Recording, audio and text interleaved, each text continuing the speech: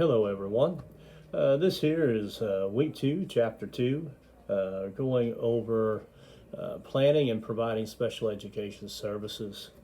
Looking at the module, you'll have reading of chapter 2, you'll have chapter 2 PowerPoint, discussion board for chapter 2. Remember, the initial post is always due by Wednesday evening, and then to get full points on the discussion boards, you'll need to go back periodically over the next 3 or 4 days. So to me, that means, posting by Wednesday, the initial post, then coming back Thursday or Friday, responding to any peers that may have responded to your post, and also then responding to a couple peers, and then coming back on Saturday and Sunday, doing the same thing all over again, and then finishing up, making sure that you've responded to anybody that responded to you by Sunday night.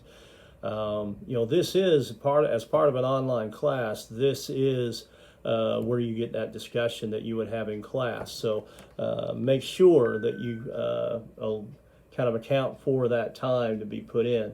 And it's not, I'm not saying you need to spend an hour or two looking over the discussion board, but you should be able to spend, 20, 25 minutes, 4 nights, 5 nights a week to come in and do some discussion board. And it needs to be more than, yes, I agree. It needs to be a discussion. Look through the rubric, make sure you understand that. And then chapter 2, quiz, is due by Sunday night. You'll see that there's a lot of attached files. In this planning and providing services, we go over a lot of the documents that having a special education takes place. You've got an IEP, you've got extended school year or ESY, you've got accommodations page, you've got an ESY IEP page, you've got the VI IEP, notice of action, which basically anything that you deal with has paperwork. This is what tells what you did or what you're going to do. IEP accommodations, classroom accommodations, modifications is a good thing for you to look at. Definitely, if you're going to be a regular ed teacher, looking at that will give you a better idea as to what you might want to try to do. And that's what a lot of later on we will be doing different accommodations for different sections to give you as teachers an idea of what you might do in your class. So that's what we're looking at there. Then you have the Form C, the transition page there, and that is for any student, at least in the state of Missouri, 16 or older, as long as they're going to turn that during the IEP. So they could be 15 on an IEP, but if they're going to turn 16 during that IEP year, that 365 days, then you will need to also include that transition Form C with that also. There's a PowerPoint intro, initial referral. It's a process, and that's what you're going to learn in this one here. There's review of existing data, or some people call it a RED. RED, and that is going through the data, going through what past documents, what past assessments might be going on. And then you have the Chapter 2 document, academic behavior, and evaluation report to get an idea of what the whole thing, when it gets done, looks like. Then you're going to see this video that hopefully you have looked at by then. You'll see in green, again, anything that's in green is ready to go. Unfortunately, the video and the links, they can't turn green. So if like right now as I'm doing this, week 2 is in red, the folder. So it's definitely not ready for you. But when I get done with this video and it's ready to go, then it's going to turn green and it's ready to go for you. I will always try to have videos up over the weekend. It takes a little while to get them to upload and get that done. But anyway, the PowerPoint, that is the books PowerPoint. And then you'll see my notes for Chapter 2. Those are my added comments. I would definitely look over that. That many times will have maybe some possible test question answers. It could have some other items there that you might be beneficial for you to look at. And then the Chapter 2 quiz is down below. Now, as we're looking at what's due this week, that is it on there, but you need to make sure that you're going through and getting your observation site figured out.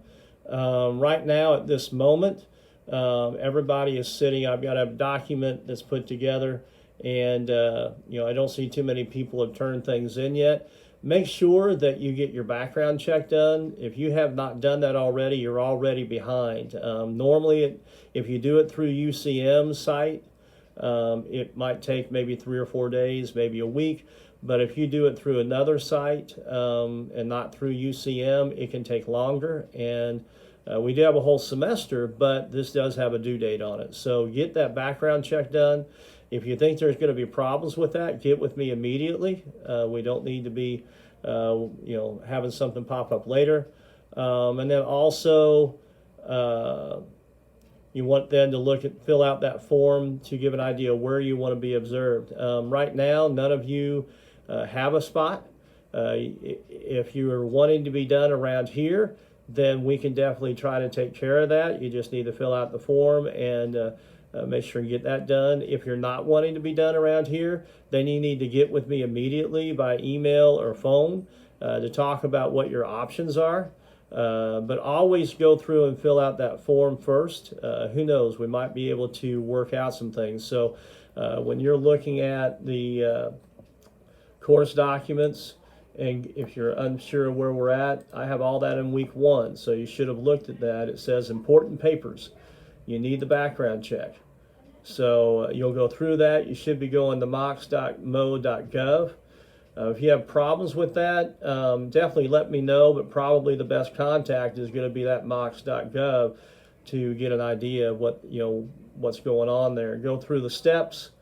And then there are fingerprint locations listed down there, but I would definitely go for going through UCM first. So contact Clinical Services, their email, or give them a call. They might be able to get you worked in quicker if you're around here and are just doing the online class just because you want to do an online class. Then there's a placement document with Bill Runyon. You just click that link, and then you go ahead and fill out the question answers, your name, last name, professor, where do you live during the semester, choose your major, all of that, and go through that. And let me know when you get that done so I kind of have an idea of how many students are filling that out. And then the observation permission form is down there too, that you will need to have all teachers fill out as you're going through the observation. I also have that in the observation folder that's in your assignment section. I do want to say that before you do the observation, email me to set up a time to talk to me. It takes about 20 to 25 minutes. I did this over the summer on my online class, and I had a lot of good comments from the students that they understood it a lot more and they were less stressed because they could understand what exactly they need to do. So just email me and we'll work out a time that you can call me and we can discuss that. Just make sure you're kind of in an area you can kind of look at the computer. I like to go over the documents with you. And that way you can see what I'm talking about, and then if you have questions, we can get them answered. If you are on campus, just contact me. I just had a student come in today.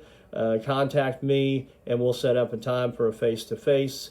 And again, 20, 25 minutes, we can easily get that done and get you on the way and make you feel a lot better because you know what you're doing. So anyway, on that one there, let's go ahead and get into my notes for week 2.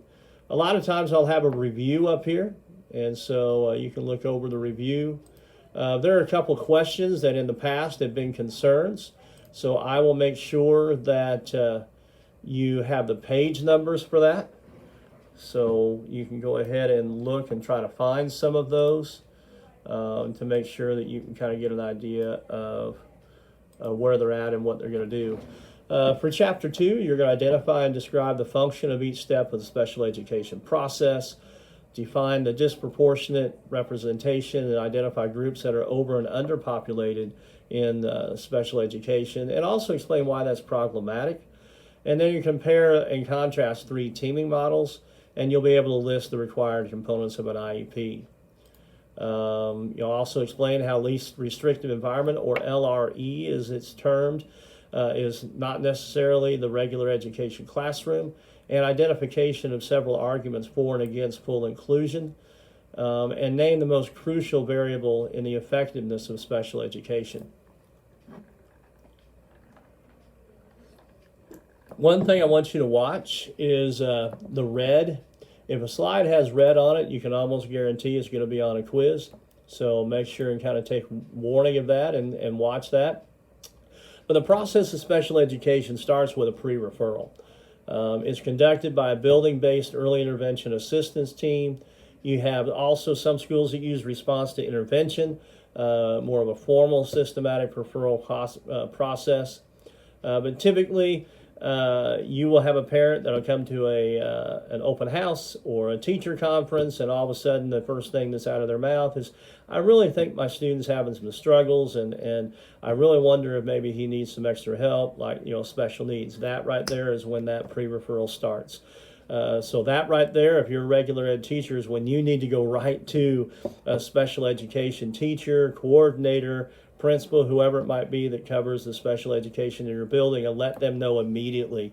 That's when their 30 days start. Yes, you have 30 days once a parent has talked about special education to get that going. And it doesn't matter if the special education teacher didn't know.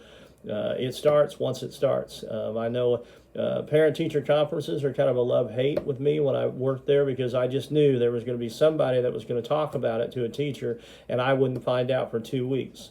And then guess what? I had 2 weeks to get everything together and have a meeting and decide whether this student needed to be evaluated further. So don't do that. Evaluation eligibility determination. All children suspected of having a disability must receive a non-discriminatory multi-factored evaluation. And it's conducted by a school-based multidisciplinary evaluation team. And you'll learn to understand here in a little more about that. Program planning. An individualized education program, or IEP, must be developed for children identified as having that disability. And placement. The IEP team decides and determines the least restrictive educational environment that meets the student's needs. So you're going to start with the regular education classroom and then work your way down to decide where is the best placement that student can learn to the best of their ability, but still be where they need to be. Progress monitoring, annual review, and reevaluation. IEPs last for 1 calendar year, but they're a fluid document, so at any time the parent or the team can reconvene that IEP if something is happening that they need to update that IEP to give the student different services. Maybe they met a goal. Now, there are some things that can be done to where they don't actually have to have a, quote, full IEP meeting, but for the most part, it's a fluid document. You monitor the student progress day in, day out. It must be reviewed on an annual basis, and that reevaluation must be conducted within 3 years. So every 3 years, you must meet as a team to decide if you need further testing or if you think that everything is good where they're at now. The DESE process, there's a link that gives you the DESE referral process. I definitely click that link if you haven't already. And there's a brief and a detailed method for that one there. So you can go to either one. It's taking a little while to load, so I'm going to go back and kind of talk.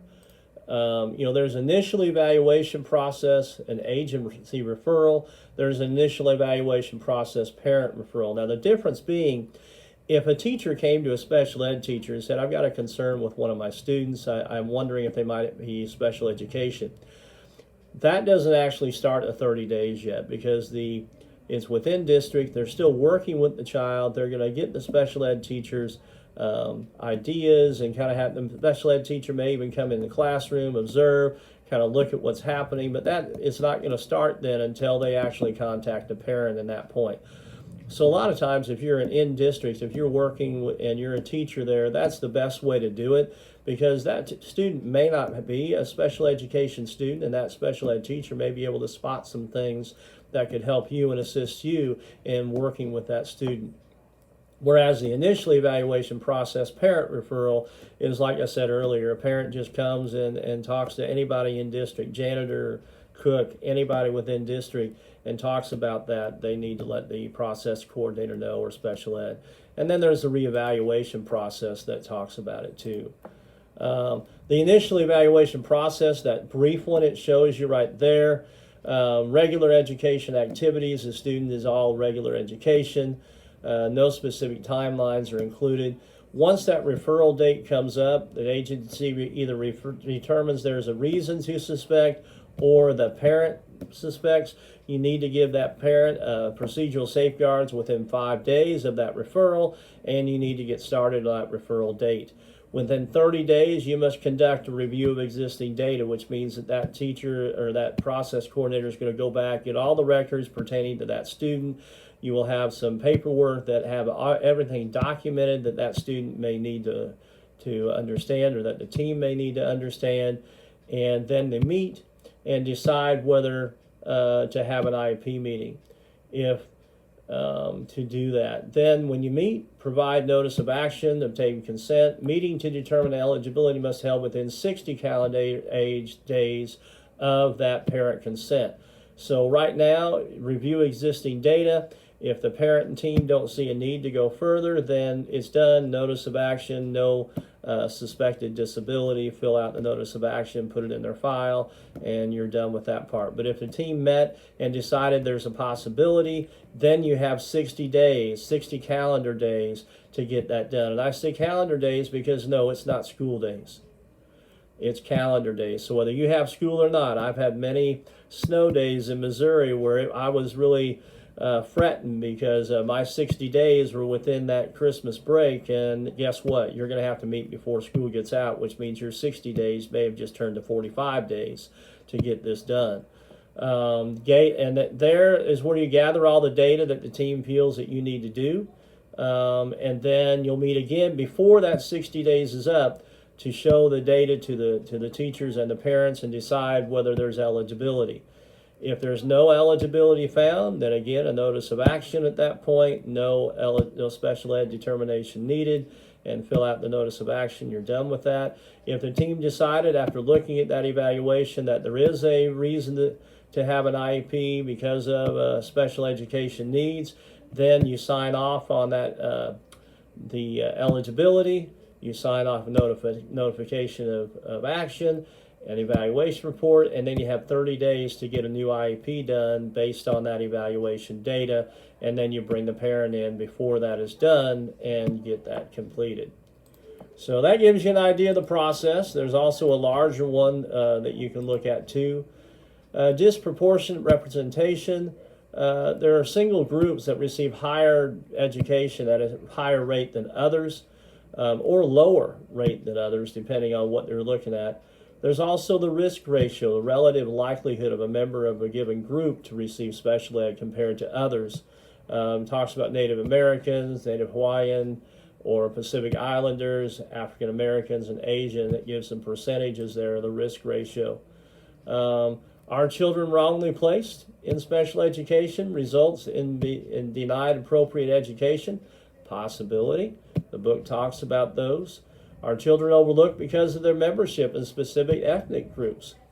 Possibility. The book goes into a little more detail there. There's some causes there. Are students from other ethnic groups more likely? That's what I'd like for you to look at a little more. Again, this is a college class, so I'm not going to go into detail when you can just read the book, but I am going to give some examples to try to help you understand.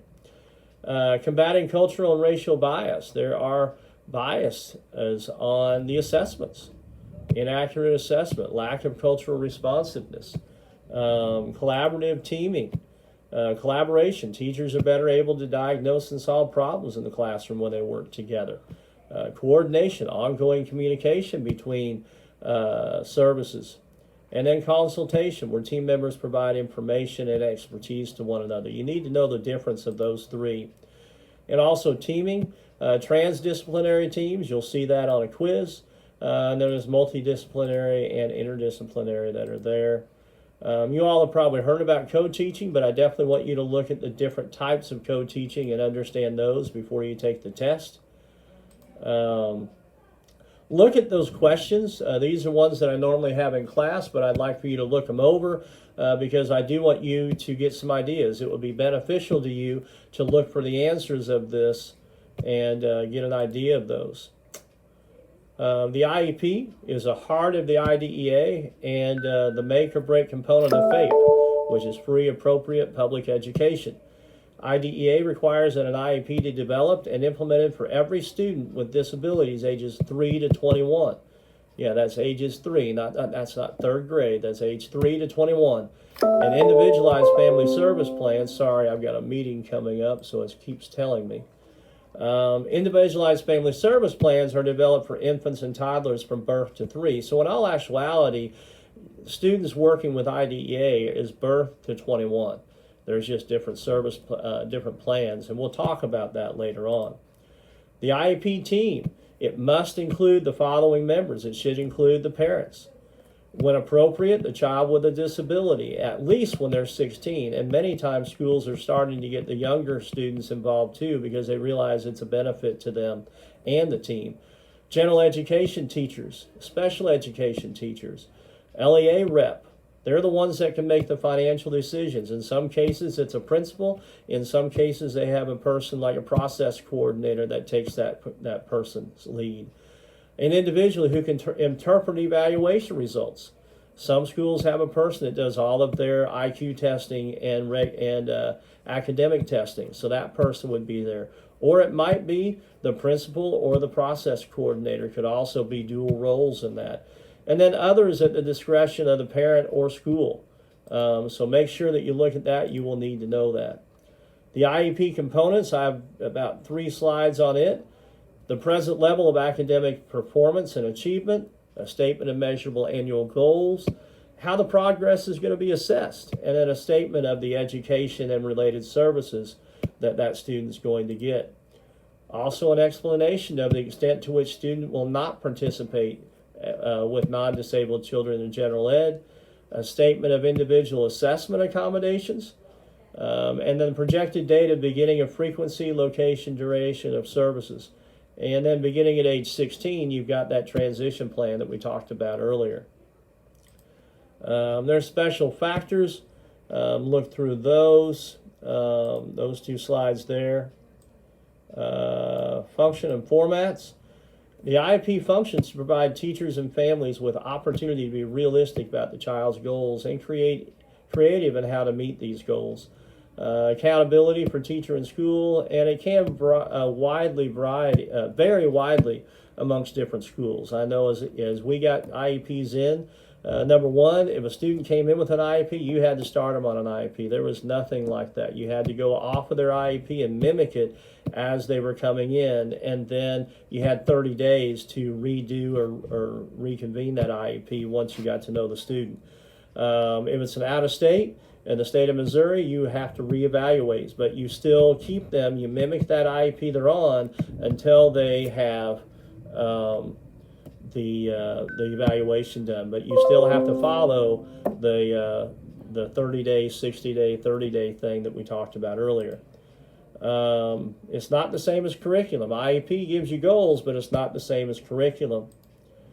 Inconsistencies, we talked about that between different students, different schools. Presence at meeting can be best viewed as tokenism, but you really do need to have students there. It gives you a lot better idea of what you're going to need to do. Continuum placement. There's, again, general education classroom, then general education with consultation, general education with supplementary services, and the resource room. And then there's some more. There's homebound, residential, separate school, and separate classroom. You'll want to look over those and make sure you understand what each of those are. LRE, again, least restricted environment, is a setting that is closest to the general education classroom that meets the child's education needs. Not all students need to have a self-contained classroom, and not all students can have a general ed classroom. You as the teachers and the team need to decide what is best for that student. And then I like this picture of a continuation of services. It gives you a really good idea. Go ahead and enlarge that on your computer and take a look at that. Inclusive in education means educating students with disabilities in the general ed classroom. And the LRE principle requires that students with disabilities be educated in settings as close to that general ed setting as possible. And cooperative learning is a way to help promoting that inclusiveness and getting those students involved in the classroom. And then there's arguments for and against. Confucius segregation requires a readiness model. sanctions infringements on students' rights and requires people to move as they develop and change. And then there's also some more on there. The bedrock of special education is instruction based on individual needs. You want to make sure it's based on their individual needs. Where does it go from here? Well, we have FAPE, so you have to have them in the special education. They have to be associated with that. There are problems and concerns with that. The insufficient funding from federal government, excessive paperwork, unclear guidelines, and inappropriate grouping of students with disabilities is also something discussed. It talks about overrepresentation of students from diverse groups and lack of training or support for general ed teachers when students with disabilities included in their classroom. Special education is at a crossroad. Today, all children identified with disabilities receive special ed related services. The educational outcomes for the majority of students with disabilities are disappointing. And as a group, they are fair, poorly, or virtually every measure of an academic achievement. Good teaching must occur. You have the chapter 2. You don't need to worry about pre-quiz. Let me take that off. When I have face-to-face, I do it a little bit different. Discussion board, we'll go over that. Study for the quiz, take the quiz, and then get ready for chapter 3 that's due next week. As I look through discussion board, we're just about done since this is a little bit of a slow week. Give you a chance to get all of your fingerprinting and all of that done so that can be taken care of. We're going to see which one goes there first. There we go. Right now, it looks like most of you are doing well with Let's Get Acquainted. Chapter 2, we're going to talk about this education process. There's a link there to the New York Times about appropriate and equal. One of the ongoing conversations in the field is about the notion of inclusion. Even though experts don't agree, or experts disagree on the answer, outline the two sides pretty well. I'd like me to just focus on this question. Consider associated questions like, is it an all or nothing proposition, or should it be inclusive and individually tailored? How do you vary the needs of an individual? So I want you to require 3 posts spaced throughout the week to earn the full 10, actually it's 12, I will update that. Your first post should be on your answer to the question I have posted and should be uploaded no later than Wednesday at noon. Your second and third posts will be responses to your classmates and should be posted sometime between Thursday afternoon and Sunday midnight, preferably on 2 different days to get full points. Your second and third posts can be replies to individual posts, either agreeing or disagreeing, and adding to the conversation, or it can be responses to your original post. Please read the rubric before you post this week, because this is where we start going by the rubric a little bit more, so make sure and watch that. Also, make sure as you are getting your observation sites, make sure and post your observation sites and the information there. I will leave that open until everybody is full, so everybody will have a chance at getting full points. Again, the biggest thing this week, we're all in chapter 2. Make sure and contact me, about any questions about schools, and then get with me after that. I'll talk to you later. You all have a good week.